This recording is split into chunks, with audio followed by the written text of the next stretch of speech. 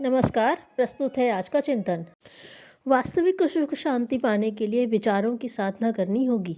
सामान्य लोगों की अपेक्षा दार्शनिक, विचारक, विद्वान, संत और कलाकार लोग अधिक निर्धन और अभावग्रस्त होते हैं, तथापि उनकी अपेक्षा कहीं अधिक संतुष्ट, सुखी और शांत देखे जाते हैं। इसका एकमात्र कारण यही है कि सामान्य जन सुख शांति के अधिकारी होते थे। सुख शांति के अन्य विशेष उपायों का उपयोग न करते हुए भारतीय ऋषि मुनि अपने समाज को धर्म का अवलंबन लेने के लिए विशेष निर्देशन दिया करते थे। जनता की इस आवश्यकता की पूर्ति के लिए उन्होंने जिन वेदों, पुराणों, शास्त्रों, उपनिषदों, धर्म ग्रंथों का प्रणयन किया है, उनमें मंत्रों, तर्कों, सूत्रों व सूक्तियों द्वारा विचार साधना का ही पथ प्रशस्त किया है। मंत्रों का निरंतर जप करने से साधक के पुराने कुसंस्कार नष्ट होते और उनका स्थान नए कल्याणकारी संस्कार लेने लगते हैं। संस्कारों के आधार पर अंतःकरण का निर्माण होता है।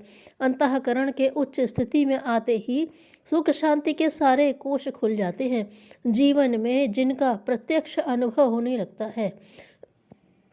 मंत्र वास्तव में अंतःकरण को उच्च स्थिति में लाने के गुप्त मनोवैज्ञानिक प्रयोग हैं। न तो सुख शांति का निवास किसी वस्तु अथवा व्यक्ति में है और न स्वयं ही उनकी कोई स्थिति है। वह वास्तव में मनुष्य के अपने विचारों की ही एक स्थिति है। सुख दुख, उन्नति अवनति का आधार मनुष्य की शुभ अथवा अशुभ मन स्थिति ही है, जिनकी रचना तदनुरूप विचार साधना से ही होती है।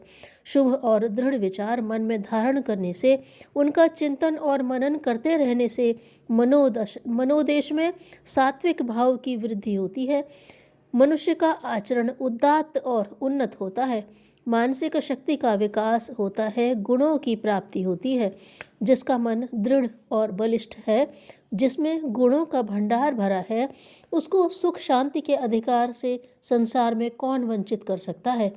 भारतीय मंत्रों का अभिमत दाता होने का रहस्य यही है कि बार बार जपने से उनमें निवास करने वाला दिव्य विचारों का सार मनुष्य के अंतःकरण में भर जाता है, जो बीज की तरह वृद्धि पाकर मनोवांछित फल उत्पन्न कर देता है। प्राचीन भारतीयों की आयु औसतन 100 वर्ष की होती थी।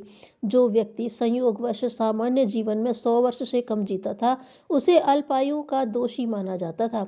इस शतायुष्य का रहस्य जहाँ उनका सात्विक तथा सौम्य रहन सहन, आचार विचार और आहार विहार होता था, वहाँ सबसे बड़ा रहस्य उनकी तत्संबंधी विचार साधना रहा है। वे वेदों में दिए पब्रवाम शरदः शतम अदीनः श्याम शरदः शतम जैसे अनेक मंत्रों का जाप किया करते थे। यह जाप आयु संबंधी विचार साधना के सिवाय और क्या होता था। गायत्री मंत्र की साधना का भी यही रहस्य है। इस मंत्र का जाप करने वालों को बहुधा ही तेजस्वी, समृद्धिवान तथा ज्ञानवान देखा जाता है, क्योंकि इस मंत्र के माध्यम से सविता देव की उपासना के साथ सुख, समृद्धि तथा ज्ञानपरक विचारों की साधना की जाती है। मनुष्य जीवन में कुछ पाता या खोता है, उसका हेतु भले ही किन्हीं और कारणों को मान लिया जाए, किंतु उसका वास्तविक कारण मनुष्य के अपने विचार ही होते हैं, जिन्हें धारण कर वह जान तथा अनजान दशा में प्रत्यक्ष से लेकर गुप्त मन तक चिंतन तथा मनन करता है। विचार साधना मनुष्य जीवन की सर्वश्रेष्ठ साधना है। इसके समान सरल और सद्यः फलदायिनी साधना दूसरी नहीं है। मनुष्य जो कुछ पाना चाहता है, उसके अनुरूप विचार धारणा कर उसकी साधना करते रहने से वह अपने मंतव्य में निश्चित ही सफल हो जाता है। यदि किसी में स्वावलंबन की कमी है और यह स्वावलंबी बनकर आत्मनिर्भरता की सुखद स्थिति पाना चाहता है, तो उसे चाहिए कि वह तदनुरूप विचारों की साधना करने के लिए इस प्रकार चिंतन तथा मनन करे। मुझे परमात्मा ने अनंत शक्ति दी है, मुझे किसी दूसरे पर निर्भर रहने की आवश्यकता नहीं है। परमुखापेक्षी रहना मानवीय व्यक्तित्व के अनुरूप नहीं। परावलंबी होना कोई विशेषता नहीं है, वह तो मनुष्य की दुर्बल वृत्ति ही है। मैं अपनी इस दुर्बल वृत्ति का त्याग कर दूंगा और स्वयं अपने परिश्रम तथा उद्योग द्वारा अपने मनोरथ सफल करूंगा। परावलंबी व्यक्ति पराधीन रहता है और पराधीन व्यक्ति संसार में कभी भी सुख और शांति नहीं पा सकता। मैं साधना द्वारा अपनी आंतरिक शक्तियों का उद्घाटन करूंगा, शारीरिक शक्ति का उपयोग, और इस प्रकार स्वावलंबी बनकर अपने लिए सुख शांति की स्थिति स्वयं अर्जित करूंगा। निश्चित ही इस प्रकार के अनुकूल विचारों की साधना से मनुष्य की परावलंबन की दुर्बलता दूर होने लगेगी और उसके स्थान पर स्वावलंबन का सुखदायी भाव बढ़ने और दृढ़ होने लगेगा। सुख शांति का अपना कोई अस्तित्व नहीं, यह मनुष्य के विचारों की ही एक स्थिति होती है। यदि अपने अंतःकरण में उल्लास, उत्साह, प्रसन्नता एवं आनंद की हठात उपेक्षा दूर की जाए तो कोई कारण नहीं कि मनुष्य सुख शांति के लिए लालायित बना रहे।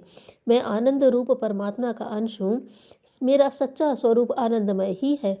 मेरी आत्मा में आनंद के कोष भरे हैं। मुझे संसार की किसी और वस्तु का आनंद अपेक्षित नहीं है।